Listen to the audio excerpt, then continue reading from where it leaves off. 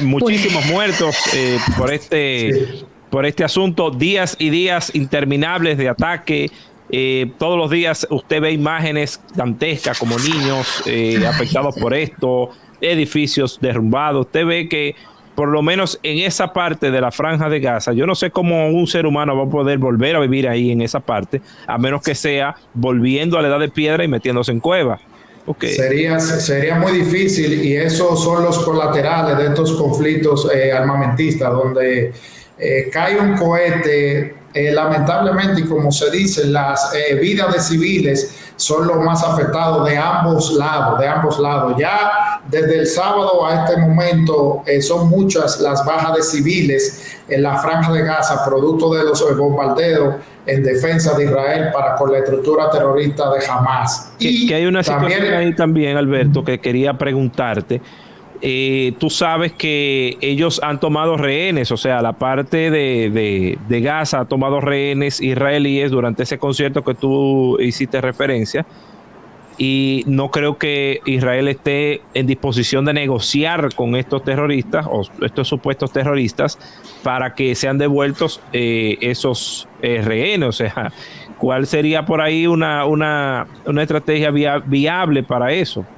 Mira, hay un aspecto que Israel lo simboliza, y con esto quiero edificar a la audiencia. Israel edifica lo que está contemplado también en el criterio en conflicto de Estados Unidos. Ustedes han escuchado el término no negocian con terroristas, ¿verdad? Sí. Automáticamente Israel declaró el estado de guerra, pasa a hacer esas negociaciones con terroristas por rehenes, automáticamente se pasan a un séptimo plano. No es que no se puedan hacer, pero no está en el contexto, porque lo que se pone sobre la mesa... O sea, ya no hay espacio de que para hablar, ya es a reaccionar, y yo te voy a responder. Así es, y te voy a demostrar, como ya lo ha dicho el primer ministro Netanyahu, y lamentablemente muchos de esos rehenes no sabemos, sabremoslo adelante, pero por esa capacidad de bombardeo realizada por Israel, algunas zonas que han sido identificadas por ellos como centro de operaciones de la estructura Hamas han sido bombardeadas. Pero ¿qué sucede?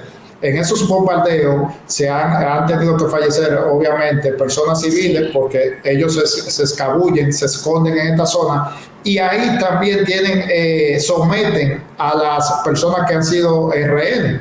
En varios de los casos, en algunos reportes ya desclasificados de algunas agencias de informaciones internacionales, han dado cuenta donde personas que fueron secuestradas, sus dispositivos móviles daban en unas coordenadas en distintas áreas de la Franja de Gaza. Entonces, esas zonas han sido bombardeadas. Entonces, imaginemos que haya podido pasar el desenlace. Pero recordar que Israel declaró el estado de guerra, y cuando están en esos momentos es responder y controlar áreas, no poner sobre la mesa lo que son las negociaciones de rehenes.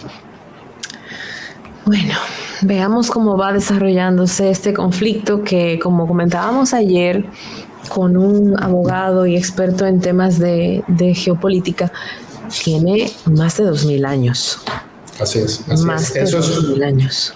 Eso, Miralba, recuerdo una conversación con mi señor padre en una ocasión, hace ya más de 15 años, donde una persona le abordaba sobre eso y dijo, mira, esa zona de Medio Oriente tiene 2000 años en conflicto. Es decir, nacen, se desarrollan bajo eso. Muchos de estos elementos radicales del terrorismo, como Hamas, Hezbollah, ISIS, lo desarrollan en base a una tesis de ellos que dicen que si ellos se inmulan, es decir, hacen una acción valiente, ellos serán reyes luego. Es decir, tener como 200 mujeres por ahí arriba. Sí, van a tener lo que es impensable acá en la tierra. Entonces, eso son los aspectos que muchos analistas dicen antes de analizar estos contextos. Dicen, acá, ¿cómo una persona de esta entra a un lugar, a un festival, cargado de explosivos y se explosiona? Bueno, es que esa es su formación. Esa gente no sienten el temor para realizar eso.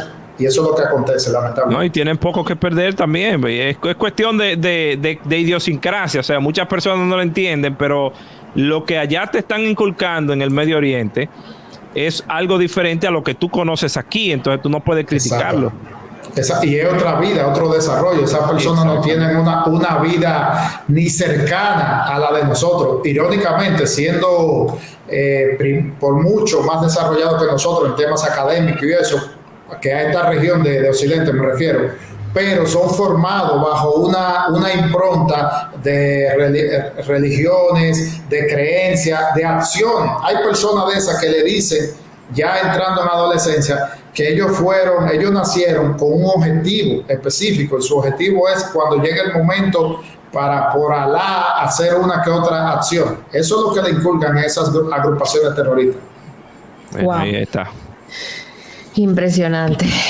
La diferencia de las culturas y el tema de las religiones. Yo le doy gracias a Dios que yo nací de este lado. Sí, porque carajo, yo no pudiera vivir con un asunto Alá.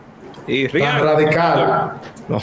Tan radical. Y eso vemos el caso que concierne a los actos que esos grupos terroristas realizan. Recuerden lo que ISIS divulgaba a través de los medios de comunicación. Es decir, esa tortura, esos crímenes. Jamás, señores, no he estado muy lejos de esas acciones. Vimos antes de ayer cómo en área de Kibbutz fueron asesinados niños. Una locura.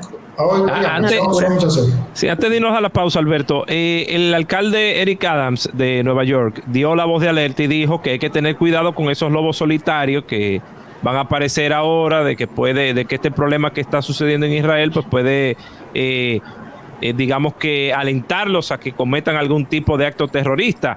¿Eso solamente sería repercusiones en ciudades así como Nueva York o tú crees que eso puede extrapolarse a otro sitio?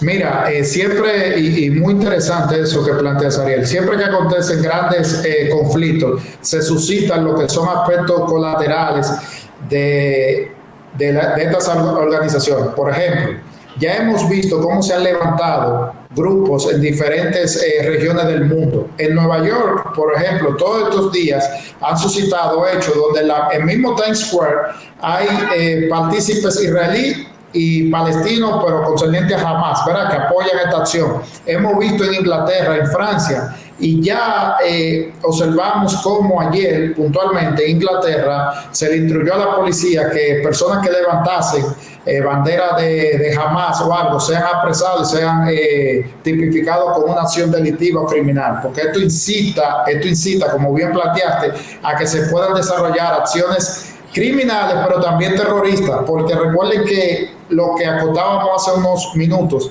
estas personas llevan una emoción, una formación de vida. ¿Y cómo se controlaría que una persona que esté en otra latitud, pero que haya sido formado y desarrollado en esta tesis religiosa, no cometa una acción? ¿Cómo no puede ser? Entonces todos los países tienen que redoblar lo que son sus labores de inteligencia y de control social, porque en muchos de los casos, y lo hemos visto y considero que no va a cambiar, cada vez que ha acontecido una intifada, una situación social, conflicto entre países árabes, observen que en otras latitudes, sobre todo en Europa, se suscitan hechos de terrorismo, lamentablemente.